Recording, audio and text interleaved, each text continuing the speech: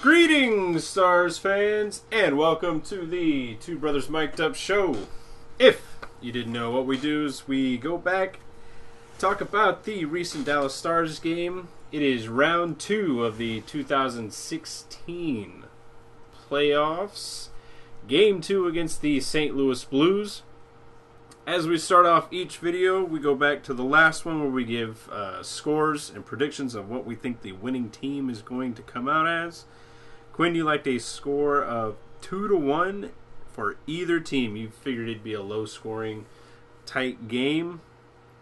Now, I liked a score of 4-2 for Dallas and a score of 3-2 for St. Louis. So we both thought it was going to be a one-goal game. Headline going into this one: Nichushkin is in. Eves is out with a foot injury. And I'm just going to go ahead and I will put money on this. We've seen the last of Nichushkin in the playoffs. I don't think he comes back and plays a single game because of McKenzie and Richie being called up. I wanna say that I believe you, because I do think that would be probably the smarter move for Dallas, to put a more physical player like McKenzie or Richie in. But do I think that they're gonna do that? I don't think so. I think they're still baby gloving Nichushkin. That they're gonna probably sit him for a game and put somebody else in, and then he'll come back in. They're gonna try and see if they can jumpstart him. I mean, I just completely disagree because of the way he was played for. He got his minutes in the first period, but then he just didn't play. He got a little bit of time in the second, and then he just didn't play at all in the third. He might have had one shift just to give the top line or top six a breather.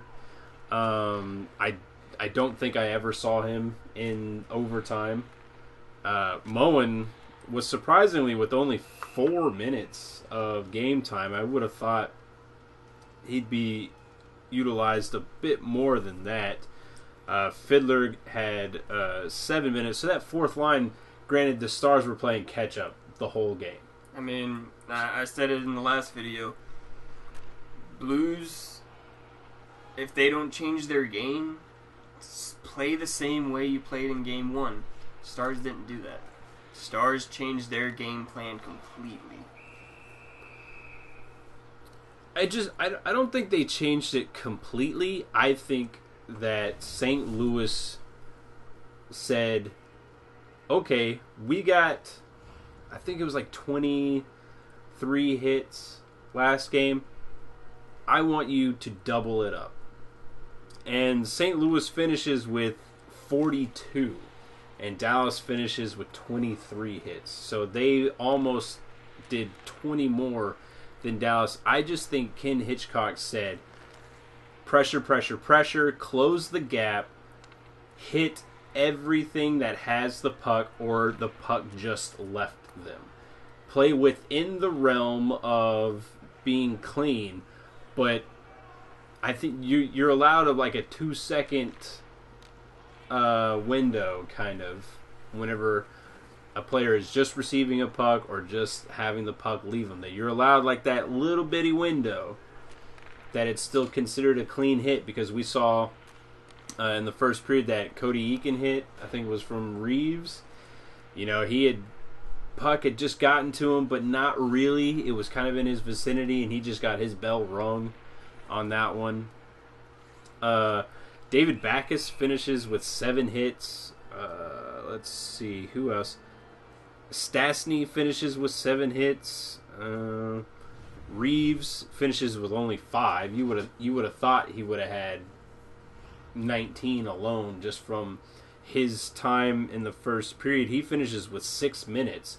So I think he was more utilized in that first period to set the tone for St. Louis. But overall, I think Dallas kind of kept to their game. I don't really think they changed much, but St. Louis ramped up their physicality, which kind of made it seem like Dallas was abandoning what they did. But I think Dallas kind of got overwhelmed a bit by the amount of hitting that St. Louis did in the first period.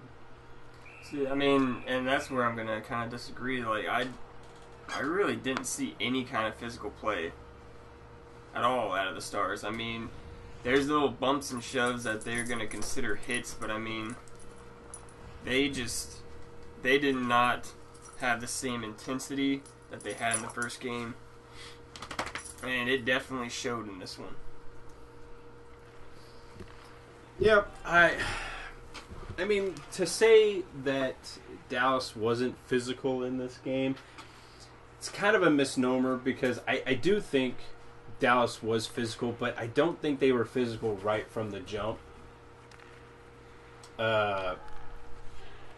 It did seem like Dallas kind of waited back a bit, but then again, I think they got really frazzled in the time that St. Louis scored in their goals. Dallas comes out with the first goal.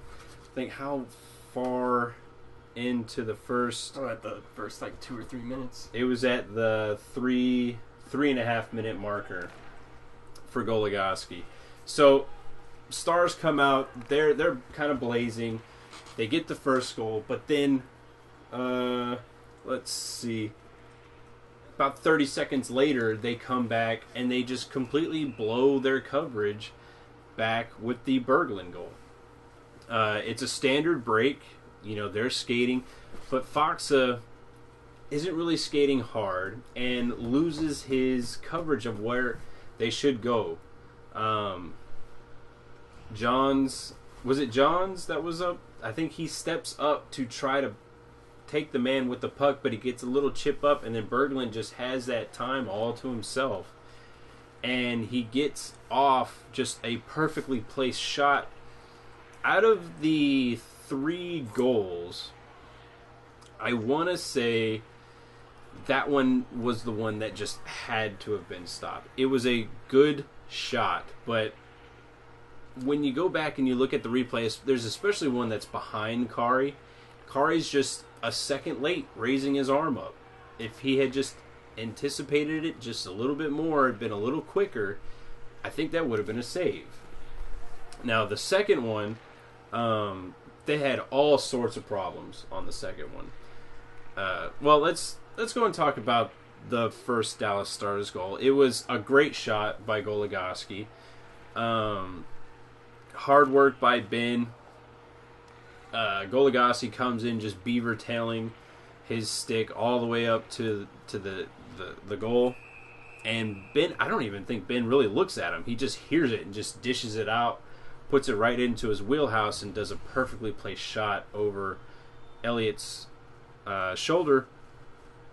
But then you go and you see that little defensive breakdown in on the first goal, but then you completely see defensive breakdowns all over the place in the Star zone. One, you have Kari he stops the puck but kind of just dishes it off. One, he could have done something with the puck, arguably. He could have done something instead of just leaving it there. But you have Klingberg coming in, and instead of seeing the pressure, feeling the pressure, and dishing it back off to Goligoski, he decides to go into the pressure and turns it over. They had 3 Blues converge on him, gets it stolen from him, and then Goligoski is kind of in no man's land. He wants to play the puck, but then he's also worried about the other guy that's to his right. So he's got his head on a swivel, but then the center isn't around to pick up the pinching defenseman. Brouwer hits the puck cleanly right through, right by Goligoski, right by Kari, goes right through to Edmondson, and he does just a perfectly placed shot on the second goal. A lot of different things could have happened to prevented that goal, but ultimately it's a lack of thinking when you want to break down that goal.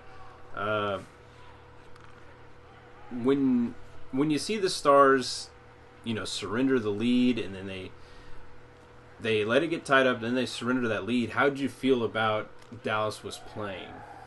I felt like this was the complete opposite Dallas Stars team that we saw when they were in their slump. It was just atrocious how they were playing. Nothing that they did seemed to go right.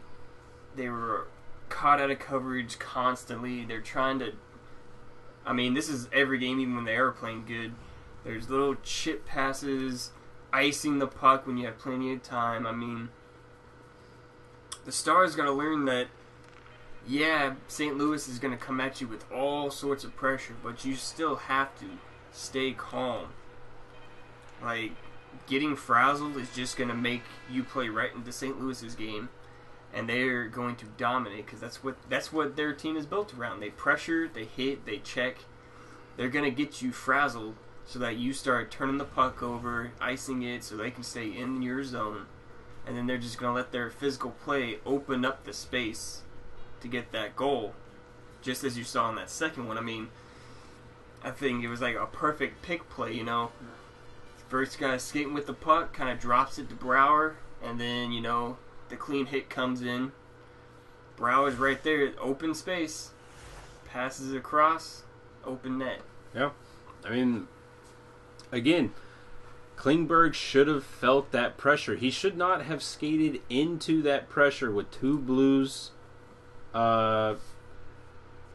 players there, with the third one coming in to help the other two out. He should have seen that pressure right there and just dumped it back around the net over to Goligoski, where Goligoski was uncontested. He was by himself. Klingberg needs to be a lot smarter. If this was October Game 6, I can forget about that play. Absolutely. I can forget about that, and that'll just be a little side note into how a season can go for a defenseman. But in the playoffs, round 2, game 2, that early into the game, whenever St. Louis is now feeling themselves that they can play with Dallas, and they've just stepped up their physicality, that gets highlighted even more. Klingberg and Goligoski it's such a high risk, high reward pairing that when it works, it's great, but when it doesn't, it gets highlighted even more that Klingberg is still just learning the game. He is not the Sergei Zubov that we think he is just yet. It's those little sophomore rookie style plays that he's adept to making. But then again, Goligoski has to do something to try to stop that pass from getting through. He just watches it go right through. He doesn't try to contest the pass either from Brouwer. But then again, where was the centerman? Where was any winger that was on that defenseman? He just comes in by himself, pinching in, and he's just all alone. It's those defensive plays that get you in the situation that they were in. And going into the third goal, it's off of a Roussel penalty, the Brouwer goal, which again, Roussel, he's the king of one game and then the jester of the next. He's a double-edged sword that, it's either going to cost the Stars the series down the road, next series in the Cup Finals, or he's just going to be there. He's not a great player that, is going to win flashy and shoot and score goals at will. He'll get his dirty goals every once in a while, but, he is prone to be the penalty king of our team. Yeah, and he proved it right then and there because he had a bad penalty in the third and an even worse penalty in the overtime that we'll talk about. But it's just those careless little plays that he gets caught up in, that he wants to play as hard as he can. He wants to be aggressive as hard as he can. But that winds up hurting this team. Yeah, I think I read somebody's comment in the subreddit last night that pretty much said it the best. They were talking about how Hitchcock was asked about how he thought Roussel was going to impact it. Hitchcock says Roussel is the least of our worries. I mean, this Blues team, and I'm sure a lot of other teams in the NHL will take a notice of Roussel, like, they don't care about him anymore. They're going to let Roussel do what he needs to do, all because they know it's ultimately going to cost him a penalty. And he showcased it full throttle in this game. Yeah, no, I completely agree that the rebound control, the thing that I think hurt Kari in this game is that he just wasn't able to feel the puck. You know, the first two shots St. Louis does are two well-placed shots. They are two great chances for St. Louis that the probability is very low for the goaltender. That's the thing about it, is that Kari wasn't able to feel the puck. He wasn't really able to get into the game because Dallas controlled a lot of the play. Dallas was peppering Elliott towards the first of the game, and all the action was in the St. Louis zone. And if it was in Dallas's zone, it never got to Kari. You know, it's unfortunate that he had the game that he did, but one of those you gotta make, whether it be luck or positioning or something like that. You just can't let 5 goals go in off of 5 shots, or 3 goals off of 5 shots. I understand that those plays can happen, but not in the playoffs, and that's why he gets yanked out. Did you agree with Niemi coming in, or did you think that Lettinen deserved at least one more period? I mean, ultimately, I could see why they pulled him. But, at the same time, you got to look at the facts that, only one of those goals is really Lettinen's fault. The other two, I would not blame on any goalie. The second one, perfect place pass. Defensemen are just doing nothing to stop it. And it's a wide open net. Not many people are going to miss that shot.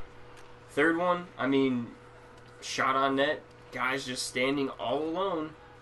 Nobody does anything. Everybody's falling down on the ice trying to play goalie for some reason. And, he's just left alone. He just puts it in. Yeah. I've said my piece on, the first goal. I think it could have been stopped. But then again, it was a great shot. So, 50-50. I can settle on that. But those other two, you can't really do much about it. It sucks that, Kari got sacrificed the way he did, but also I think Lindy came out and said this is a wake-up call to not just the goalie. It's a wake-up call to the team. And going into the second period, Dallas's passing game was atrocious towards the end of the first period. But I don't think the Dallas responded very well at all from the goalie change. That second period was terrible. You cannot be a Stars fan, even the biggest homer. And I consider myself a great Stars fan. And I know this family is one too. But that second period, that gave you no chance to think Dallas was still in this game. St. Louis went to that very prevent defense. If you watch the Razor Emporiums on DallasStars.com, that they went into that prevent defense and it was working. It didn't look like Dallas was getting any good chances, and then they were actually starting to penetrate a lot more. Even with Dallas getting the better shifts out of them, it looked like St. Louis had a counter for every line that they were putting out there. And if it hadn't been for Niemi on that, when Stastny had the puck and he dishes it out to Brouwer, without that fantastic pad save, that's a different game. I think this game, if Brouwer scores and it goes up 4-1, Dallas does not get back into this game at all. I think that right there kind of woke up the Stars, but then again, I don't think it really did, because that second period was atrocious. But it wasn't just playing in general, it's the special teams. This was a top 5 power play team, and where was it, a top 10 penalty kill team towards the end of the regular season, I want to say. I have no idea. I think if it wasn't top 10, it was at least top 12. And they were able to, work themselves back into good standings with their special teams, but their special teams has been atrocious all playoffs. They've had one really good game against Minnesota where they scored on both of theirs, but you gotta score on one of these power plays, and their penalty killing. I want Jason Demers off all special teams. I don't think he's good at any special teams, especially on the PK. I want Jason Demers off the penalty kill. I don't understand why Johns isn't on at least the penalty kill. Don't give me this, well, he's a rookie and that's just a lot of pressure. Has anyone seen Johns playing? Like, this kid is understanding the pro level faster than I think anyone really thought. But a lot of people said he was ready for this game. He was ready for this level. Why not give him that experience in this high level situation? What do you see any downfalls with putting Johns in that situation of where Demers is slotted? No. I mean, Johns plays a simple game. And simple is what wins you games. I mean, our whole defensive core right now, with the exception of Oduya and Johns, they want to play so complicated that I think Chris Roussel plays a little down. I even saw Chris Roussel a little bit in this game. Like, I mean, they play themselves into a corner that they can't get out. Both Goligoski and Klingberg, all they want to do, it seems, is just score goals and not play any defense. I mean, and then you got Demers, who wants to play goalie, throwing himself into the net at pretty much any time the puck came to the front of the net, he's sliding on his stomach, or he's on his knees, or something. Like, what defense are you playing? I mean, I don't get it. Roussel, I mean, he's basically keeping that line alive by himself. I mean, sure, Demers has good offensive capabilities. He has good looks on offense, But then it also looks every time he goes in that there's 4 players at the net, one chip out. That could be easily a 2-on-1, 3-on-1. I mean, this team's got to start understanding defense wins championships. I get that you can score 6 goals a game, but what good is scoring 6 goals a game if you get scored on 7 times? I have noticed that the way Dallas plays their PK is that they play up. They move their box up instead of bringing it down, like behind like the dots, like the face-off dots. They play more towards the face-off dots, and that ties into the overtime goal. But the thing that I just don't understand with Demers is that on that Brouwer shot, he's on his knees trying to block a pass that nobody is getting a pass to. There's no one behind him. There's no one on that side of the net. There's someone to the right of you in the middle of the ice. Why are you down on your knees? He doesn't even try to look. He just goes down on his knees to try to play second goalie when the puck is not even going to go that way. It's not going to go that way. Stay on your feet. Keep your head on a swivel. Understand where your man should be. Yes, you are on the power play. Yes, yes, you're on the penalty kill. Yes, there is one more player that you might think is behind you, but look before you go down and take yourself out of the play. That's it. I did not like a lot of the things that the Stars did in the second period. they just could not get really much penetration. I think Sharp had a decent scoring chance, but I think that was about it. Going into the third period, it did seem like Dallas... I honestly think Lindy Ruff probably jump-kicked someone and was like, look, why don't you pull your head out of your asses? Because if you didn't know, we're in the playoffs right now. And it really starts with that little chip pass from Cody Eakin to Janmark. And that wakes the team up. That prevent defense that St. Louis was playing, it was beneficial to Dallas because St. Louis wasn't pressing. That's the only reason why Dallas was able to get into this game. Because St. Louis wasn't pressing the offensive play down to Dallas. They had some chances, yes. But they said, okay, Dallas, try to come at us. And you can't really do that for too long against Dallas. A team that gets a ton of chances and a ton of shots. Again, they had over 30 shots in this game. The Janmark breakaway that Elliott tries to poke check. Janmark with his head up the whole way. Then fast forward to about 2.5 minutes left in the period. Jamie Benn, right place, right time. But the thing about that is, you get the face-off win. Dallas didn't seem like they were close in the face-offs. They were a lot closer than you think. I think it was, it was 38-35, but I think they might have only won like 3 face-offs in the offensive zone. I think everybody was controlling the defensive zone face-offs. I think neutral zone was a bit of a crapshoot, but if it was a defensive play, I think the defensive team usually won those face-offs. But Cody Eakin wins one, thank God, and Chris Roussel puts a shot on. Good things happen when you throw things towards the net, and Jamie Benn's in the right place at the right time.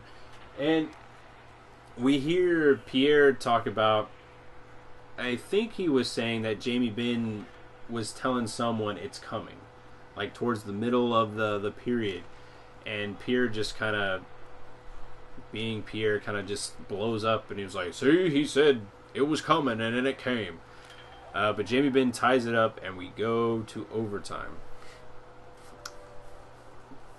The question that I have to you, my brother, the style of officiating, do you like the put your whistles away, prison rule type game, or do you like the style of what a penalty was in game 1 of the season should be a penalty in round 2, game 2? Well, I mean, especially going into overtime. Regular season, I mean, you play whistle to whistle, you know. You take what you can get, you dish out what you can give. I mean, playoffs, I agree, it should be let the boys play unless something super heinous happens, like a cross-check to the head or something like that's just obviously blatant. He's trying to hook him down. I mean, but as this season has told you, there has been so many controversial calls that there's always going to be that one call that's going to come in the game that's going to bite your team in the ass. It always happens. And in the overtime, I mean, you can say all you want that he was just trying to stay onside. It was interference. That was textbook interference. So he tries to stay over the line to stay on sides, but he also impedes the player. And given that it is Roussel, they are going to call that 99.9 times out of the day. I mean, sure, it's a bullshit call because it's overtime in the second period, and they've been not reciprocating the calls. It seemed like everything was going to Stars, but I mean, that's the way it goes. Yeah. No, I completely agree. I'm not saying it's not a penalty because I think if Roussel was truly trying to stay onside, he would have just stopped instead of making the right turn into Pietrangelo. But what I don't like is a lot of people are saying it was only really called because it led to a scoring chance. I don't like that because the Blues were guilty of at least 2 or 3 of that same type of play. And I think Jamie Benn was pretty much like horse-collared earlier in the overtime period, and it goes uncalled. So it was like it was prison rules for a bit, but once they saw that's going to lead to a scoring chance, they pulled out the whistle.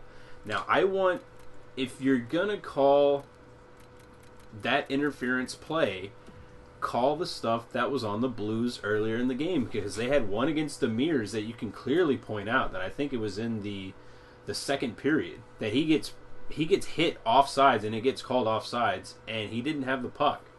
It's an interference play. Mm-hmm. Now,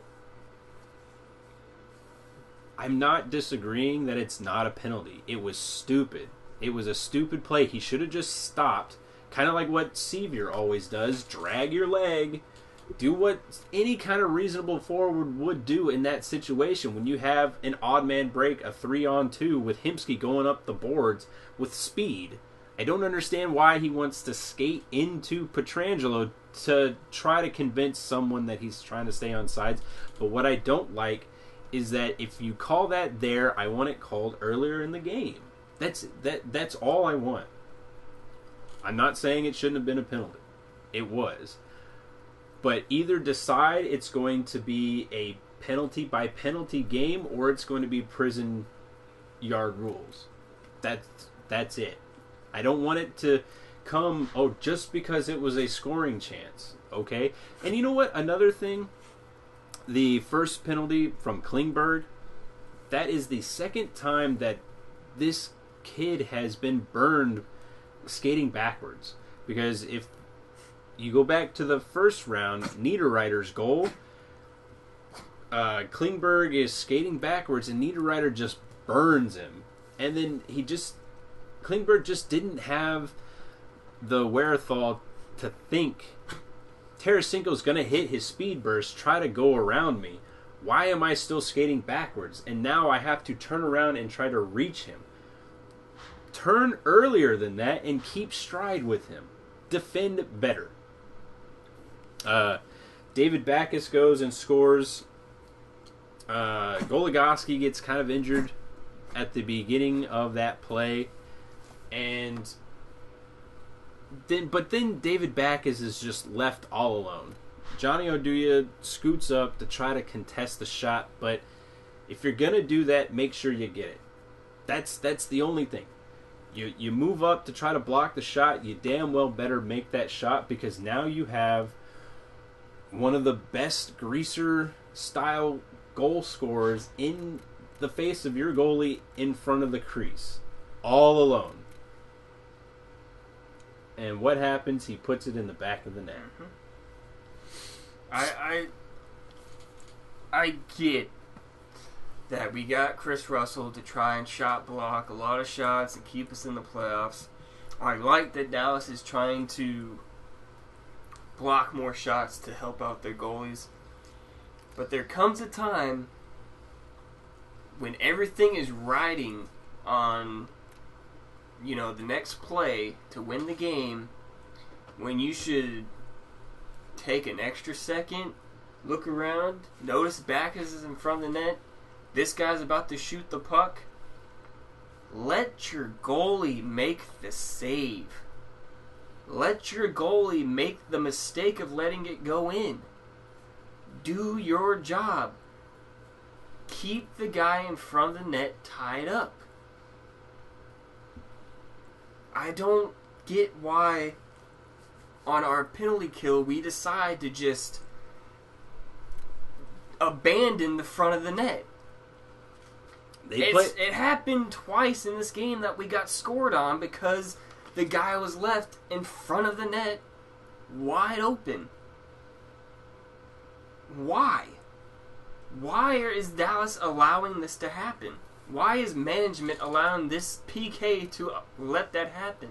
Just seems like they like playing out. Like they're looking for some kind of outlet pass. That's what to me that's what it looks like. It just boggles my mind that this team can allow that kind of play to happen and continuously get scored on. The only time they get scored on the penalty kill is because that happens.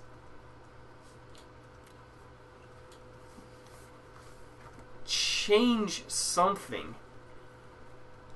You want to play the box? Okay, cool. Turn it around, play a diamond. Put one guy at the top, two on the side, one in front of the net containing the guy. You still got your box, you got two people that you can outlet to, and you got one guy covering up top. I mean, you cannot constantly, especially in the playoffs, start leaving these players alone in front of the net. Stars lose 4-3 in overtime. What's your rating for this one?